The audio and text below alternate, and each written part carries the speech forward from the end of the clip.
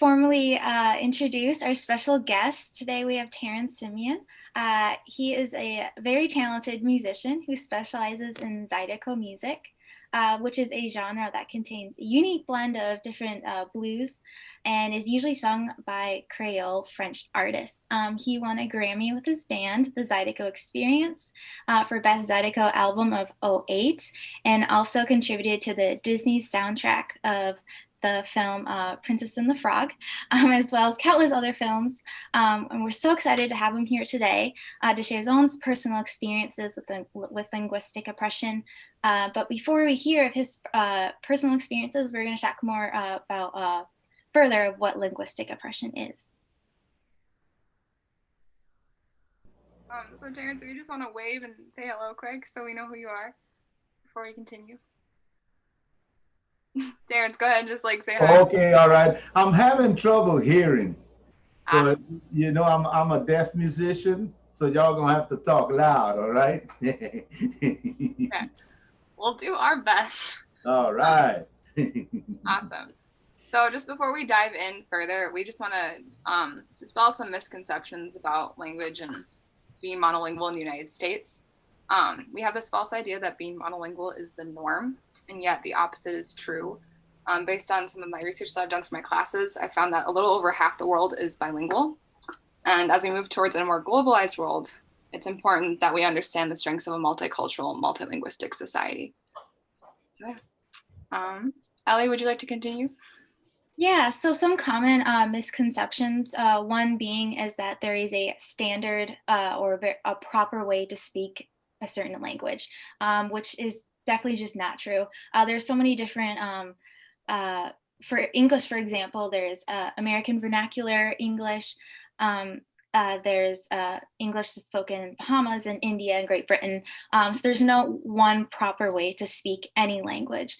Another misconception is that code switching or switching between one's languages, all the different languages they speak, and that it means that they lack proficiency, which is also just completely not true. Research has shown that children, especially when they're in school, when they maintain their first language that they speak at home, they perform better academically, they learn their second language with greater ease, and they're less likely to drop out of school. Another misconception is that dialects and accents, so if somebody speaks with a specific accent that's different from their community, it means that they are less intelligent, which is very stereotypical. Like we think of the accent of British people, that it's very proper and that it sounds very smart. And then maybe those who speak with a Southern accent aren't very intelligent. But this is very, very untrue because everybody has an accent. It's impossible to not speak with an accent, no matter what language you speak. So intelligibility should actually be assured through clear articulation and pronunciation rather than how someone speaks and how it sounds to you personally, because it's going to sound different to everyone. So now that we understand more of what linguistic oppression is, I'm going to revert our attention back onto Terrance. So again, thank you so much for being here today. We really appreciate it. So the question we'd like to ask is, when you were growing up in Louisiana and you spoke Creole French at home, and we heard that you also spoke French in the classroom and you learned French in that way, but it was very different from the French that you spoke at home. So I guess the first question that we'd like to ask you is, can you talk about your perceptions of what proper French was when you were younger, and if you at all felt alienated from your peers by your teachers at all? Oh, that's a great question. First, it's an honor to be here with each and every one of you guys. And I'm down here in Lafayette, Louisiana. And the one experience I can remember was I was speaking the Parisian French to my to one of my uncles who was served in World War II and was actually stationed in France. Wasn't in the fight to liberate France at the time, and he kind of made fun of the real French, being that he grew up in Louisiana speaking Creole. And he said, oh yeah, yeah, boy, that's the real France you speak in there, and it was like to him, it was like, that's cool, but that's not our language. And the French we speak is actually the French from like the 1600s, because the Parisian French wasn't taught in our schools until the 1970s.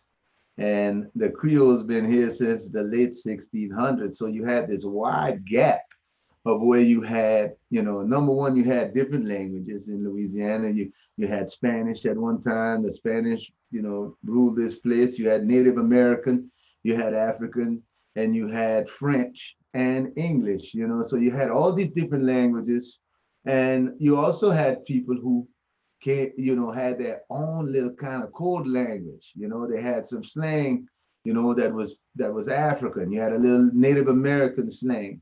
You had some stuff they just made up, a combination of all of that, So all of that kind of plays into the French, Creole French I grew up speaking and understanding.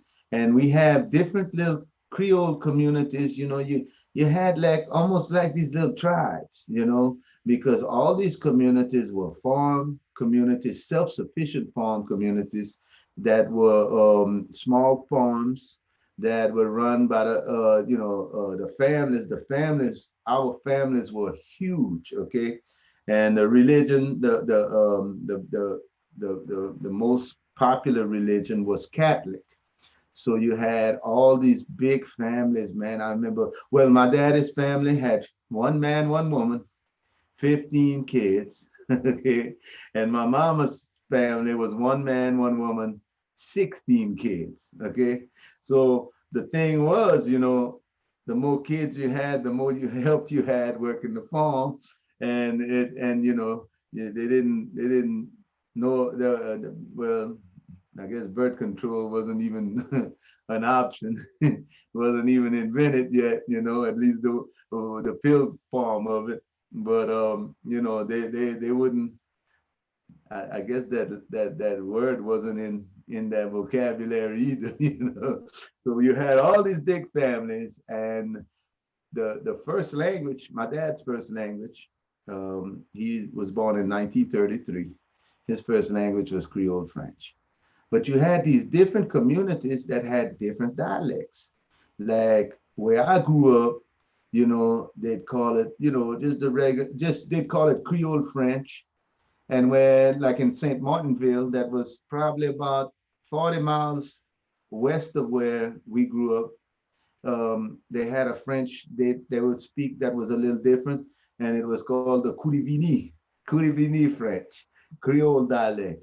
So you had those two dialects, and each of them had, you could understand each other, but each of them would make fun of the next one because they all felt like, oh man, what's that word, But so you had that going on. Then you had people, during my dad's time, they were, you know, trying to get kids to learn how to speak English. Okay.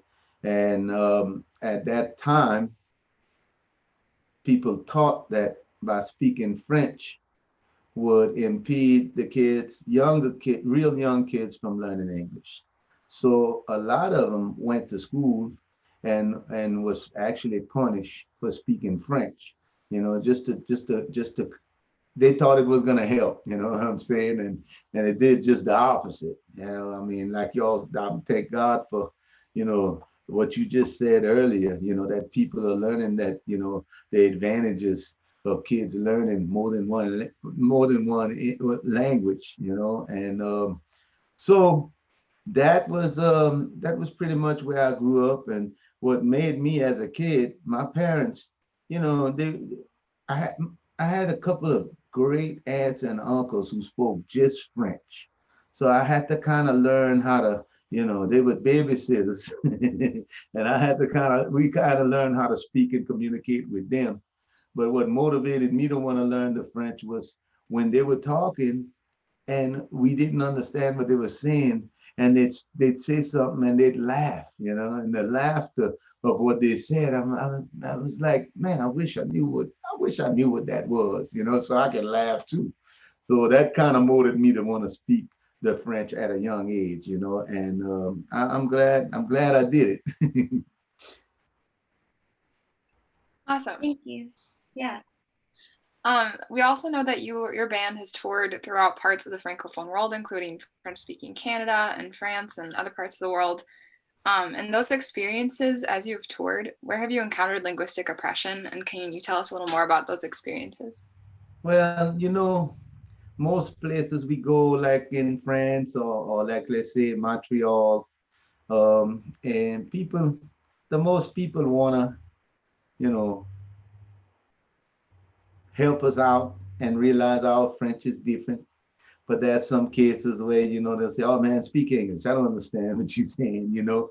And we've encountered both sides of it, you know, in France and in I can remember in Montreal encountering it a couple of times too. So it's like, you know, hey man, you know, whatever.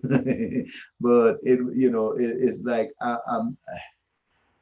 I'm sure that now maybe, you know, things are better because I would guess that, you know, people would want to, you know, applaud the effort of people who's from another country trying to speak the language of that country and not, you know, taking the easy route and just doing English, you know, just doing the language from that country. But I have encountered it. I have encountered it on a couple of occasions, but most of all, people, you know, really wanna communicate with you and wanna you know, applaud you for making an attempt to communicate in their language.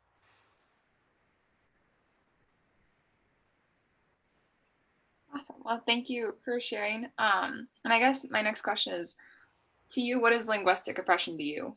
And what do you think we can do to change this and help people who have experienced this? Well, I think language language languishing oppression. Boy, that's cool. I'm gonna have to write a song with that in it. It got a flow. It's hard for me to say, but I'll figure it out. But I think, you know, there's so many different ways, you know. I mean, here in Louisiana, I remember I had a aunt, great aunt, that would told one of my aunts, who was her niece, that, you know, it's a sin to not teach you kids how to speak French. And she in her own way, she had a point, you know. And I think it's the responsibility if you come from a a French speaking, if you come from French descent in a French speaking community, that you know, parents should take the responsibility and know that it's not just for them and their family, but it's about keeping the whole culture of the language being spoken alive, you know, so the next generation can have that option, you know. So in that sense, I would say that would be a form of oppression by the parents not taking, you know, the responsibility of knowing that how the importance of passing that legacy on to your children, you know, and also the schools, you know, in our community, you have Creoles who are the Black and multiracial French-speaking people of Louisiana, and you have the Cajuns who are the white French Canadians who came from Canada, the French Canadians who settled in Louisiana. And, you know, unfortunately, we still have some suppression when it comes to race down here. And For years, there was this organization called Codafil, but they focus more on the white Cajun um, side and pretty much neglected the Creole side, you know. And the Creoles we took on our own. We have a Creole dictionary, and we have classes for people that young and old that wanna learn how to speak French at a couple of our church groups that get together with and have classes. But you know, I think it should be more important to our state, especially Louisiana, who has an $18 billion tourist industry. And a lot of that industry is built on our French and African culture. And people, you know, there was never really any serious focus on the French language in the Creole community. So we got a lot of that happening. And you know, I think you know just the fact that I think you know the all schools, all school districts should have a choice to have a French immersion school where kids can go and learn everything in French. There's some in certain areas in Lafayette, Louisiana, but out in the rural parts of our state, that don't exist, you know, and it would really help keep the culture alive and you know the language alive. And the language it's endangered, you know, it's endangered, it's an endangered language in the Creole community, but people are working real hard so that we don't lose it. And we do have a dictionary and people teaching it, you know. So that's what's happening down here. Well, thank you so much for sharing that with us. And I hope we all can take something away from your experiences and kind of learn and grow. We're going to move on to our warm up activity now. So, Autumn, go ahead and take it away.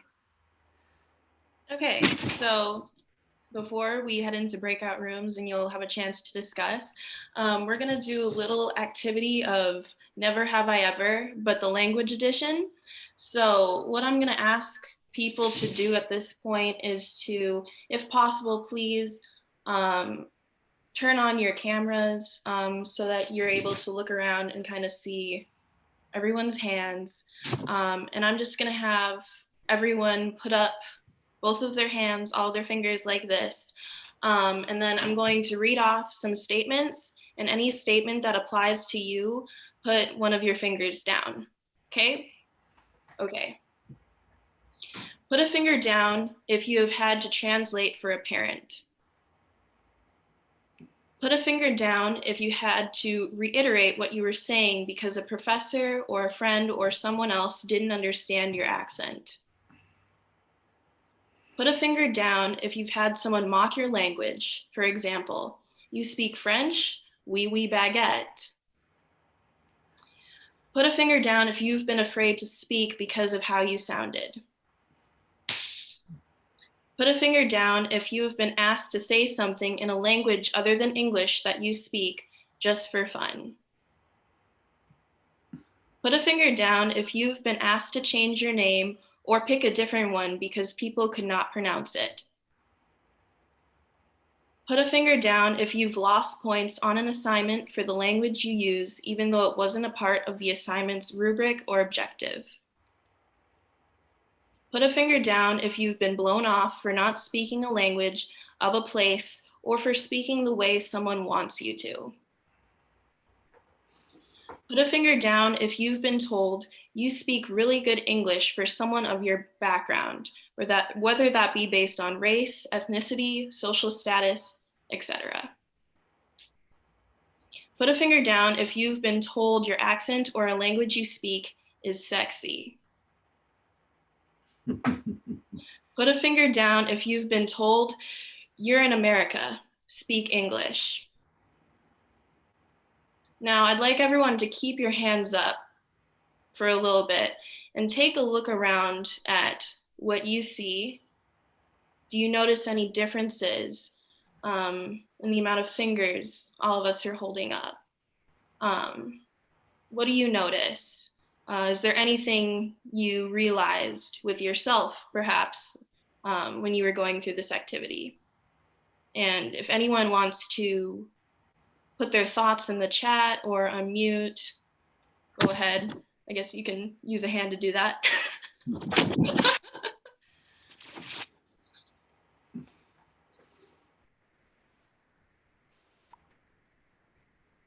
Does anyone have any like initial reactions they would like to share?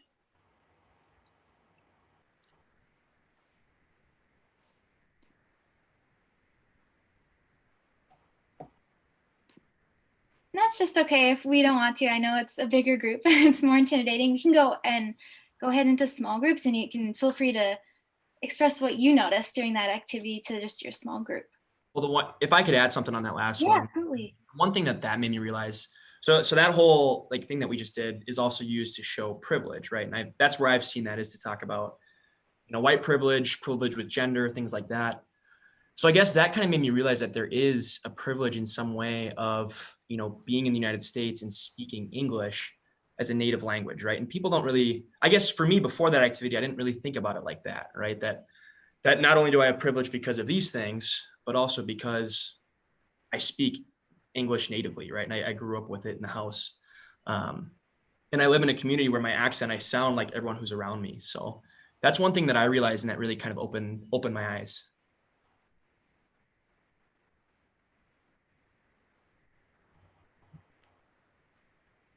Any last thoughts as a large group, or would you like to discuss in small groups? Okay. Jack, would you like to set the ground rules? Yeah, I would. So hi, everyone. My name is Jack. I'm also part of French Club. So I have some ground rules for our small group discussions today. I'm going to post them in the chat. We'll see how the formatting of this looks. So I'm going to read these off. Also, take your time to read these as well. And if there's any that you would like to add, please write them in the chat or unmute yourself and let me know. But I'm going to read through these real quick. So one of the first rules is seek first to understand, then to be understood. 2, if you would like to share someone else's personal story, you must ask for permission from them first. The next one, be respectful of what is said. You do not have to agree to be respectful. And then the last one is share the airtime. So we want to give a chance for everyone to speak. Does anyone have any other rules that they would like to add? And I'll give about 15 seconds for people to think.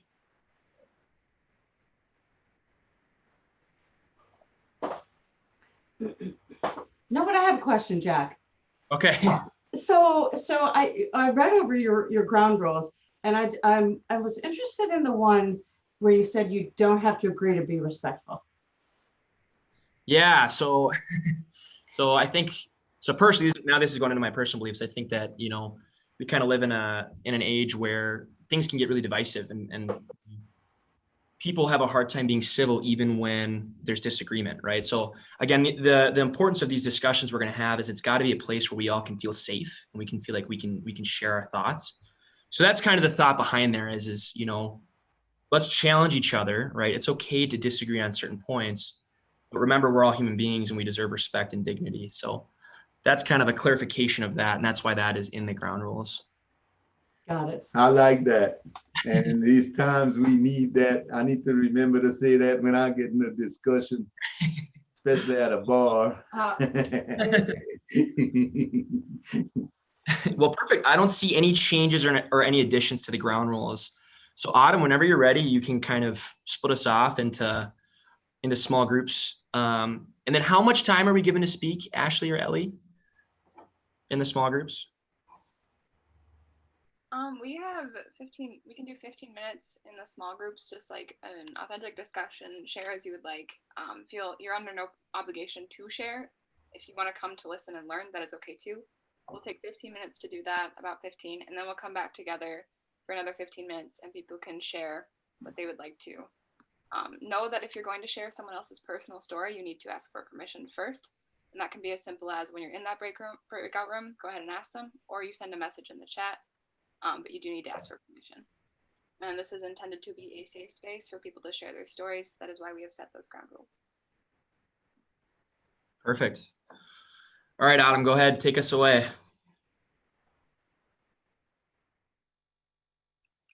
As people are coming back, I just wanted to thank everyone for sharing and for being authentic. I know in our breakout room, it was a really good discussion. It can sometimes be heavy, but it's a necessary conversation to have. So thank you all for participating.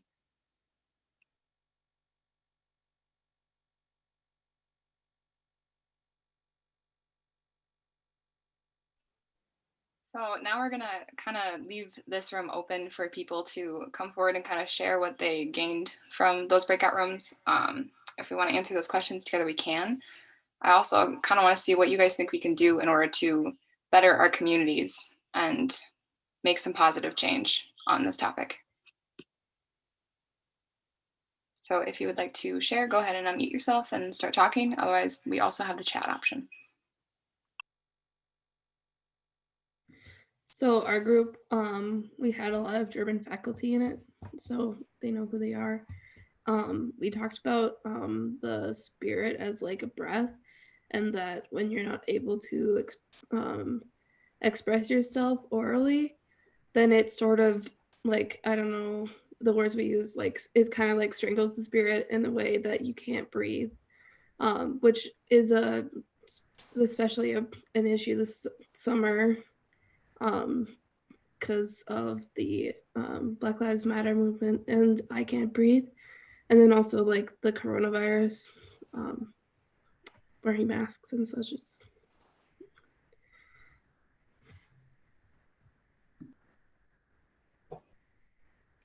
Thank you for sharing. Anybody else has something to add?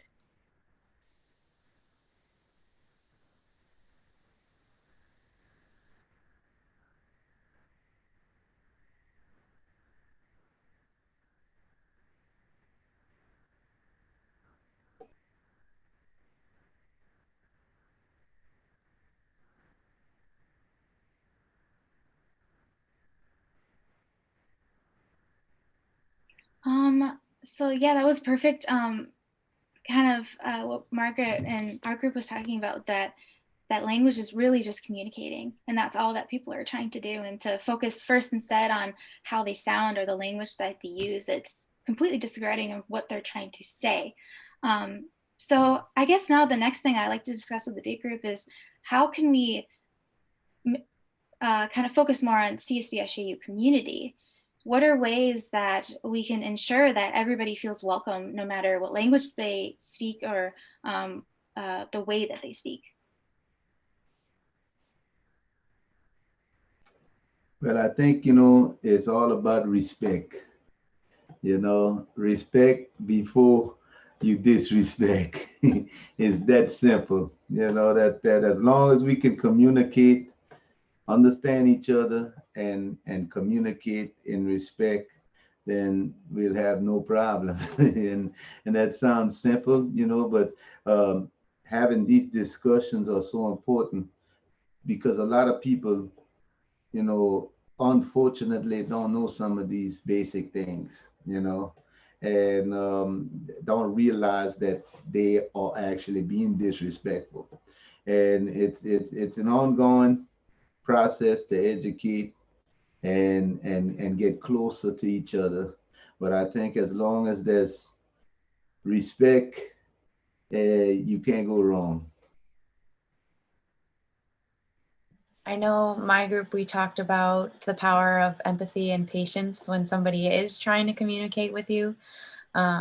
Just being empathetic to what they're feeling, and your body language and what their face says a lot about what they're trying to say in the first place. So if you use other tools that you have, you can probably figure out what they're trying to say to you, even if you don't speak that language as well. Yeah. Patience is everything too. I had a Zoom chat with a young man from Japan, and he was doing a paper on Zydeco music, and his English wasn't that, that I'm not going to say that good, but I kept letting them know the fact that he, is trying to communicate in our language, which I would love to be able to speak Japanese, but it would take me at least 50 years to get one sentence out, because I'm not a good learner. Okay? And the Japanese language is so different. And just, I made it a point, maybe that was wrong. I don't know if that was wrong or right, but I made it a point to constantly let him know how much I respect the fact that he was reaching out in that way, to communicate in English. And just, I was able, to be patient, and we were able to, the words that he couldn't say, he could get close enough to what he wanted to say, and I'd say it, and then, and it, we had a beautiful conversation, and yeah, I think patience plays a big role, and just acknowledging the fact that, you can, hurt somebody's feelings, or offend somebody and not know it. So you have to, constantly, be careful about that. And that's not asking too much.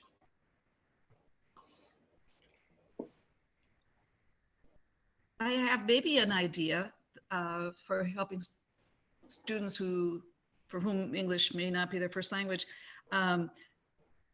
Sometimes in classes when I would take, the first beginning of the semester, and I would find out who was who.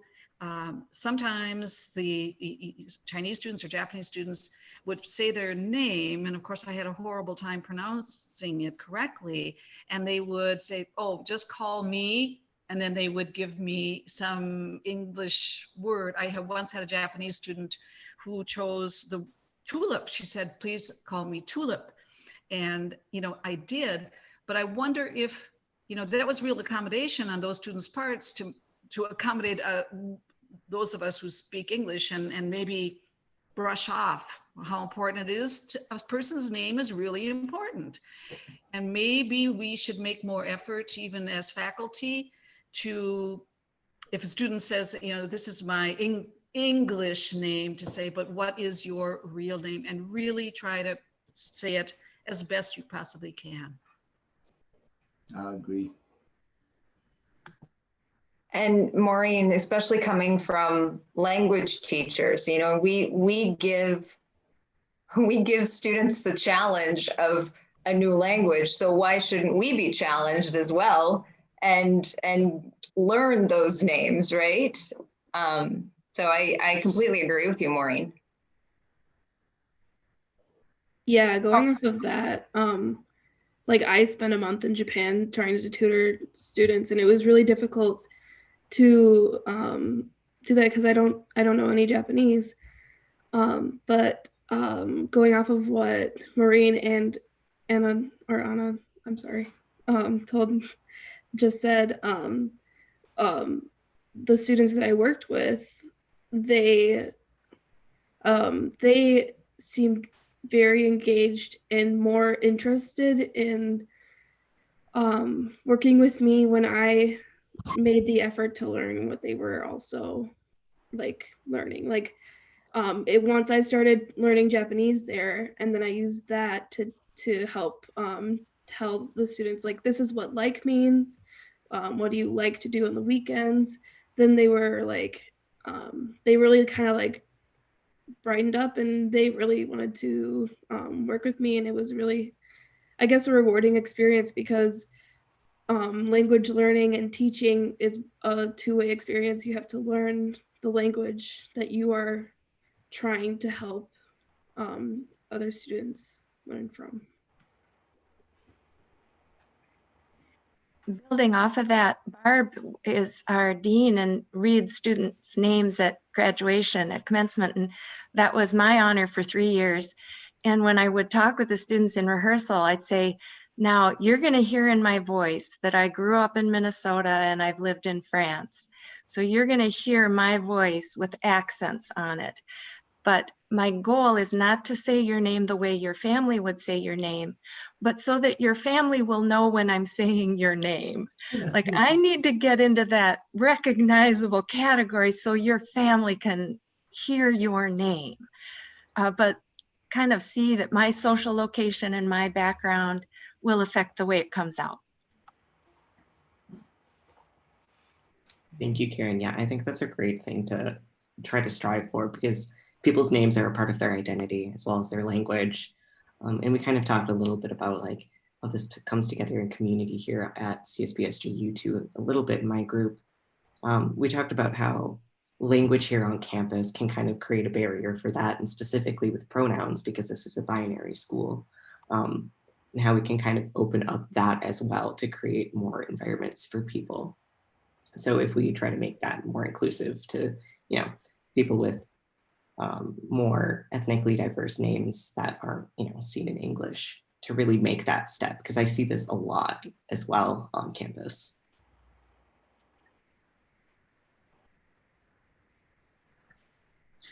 I wonder if I might just add briefly, as it's a French panel, a little French theory. Emmanuel Levinas says something that sums up a lot of the things that we've been talking about: empathy for the other, patience for the other. He says that that your ethical duty to the other is infinite. It's actually openly infinite. And as soon as you say, I know what a G-bus major is, I know what a Benny is, it's not, as soon as you say you know what something is, that's when you close off that infinite openness. And that can be applied to patience with learning someone's pronouns, someone's name, and whatever code it is that they speak. So just to bring up Levinas, an infinite openness to the other, but in all things language too. Thank you all. Sorry. Did you want to say something? No, that was beautiful and poignant, and we appreciate that. Thank you so much. Yes. Thank you all for coming. We have 2 minutes, so we're gonna have to wrap it up really quickly. So it was a very interesting conversation. We learned a lot. We all learned something that we didn't know before. We all heard things that were very touching and that opened our eyes on what linguistic oppression was and other people experiences. So thank you all for being so open and for sharing your stories and sharing what you've noticed. It was great. I'm just wondering, is there any way, Terrance, is there any way you'd be willing to play us some music before we leave? I know I'm putting you on the spot. I don't know if you have an instrument around you. I was just wondering. That is a specialty. All right, I can do a little something. And then we have to check our cable. I got the cable, the Cox cable man waiting. So pump one out, baby.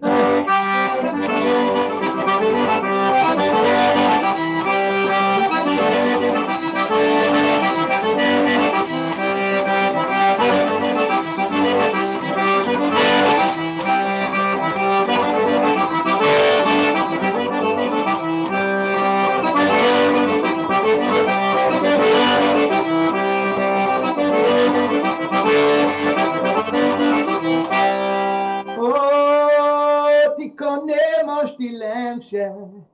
Tu connais mon dilemme avec tout mon corps. Merci beaucoup, mon ami.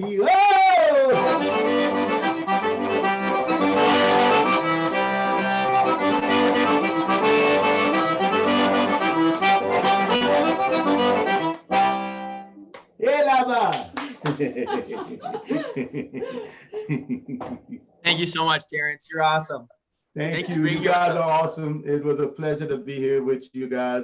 Let's do this again sometime. Yes. Let's talk some more. You just inspire us and lift us up so much, each and every one of you. Thank you for this. Thank you. Yes, keep the conversation going with your friends, your family. It's a very important subject. And so, yeah, I guess we are done now. So have a good day, everybody. Thank you all for coming. Also, there was a talk with Iramex Kendi at 2:30. Definitely check it out. We got our tickets. Perfect. Thanks so much. Thanks, everyone. Thank you. Thank you, everybody. Okay, let's go check. Au revoir. Au revoir. Au revoir. Au revoir.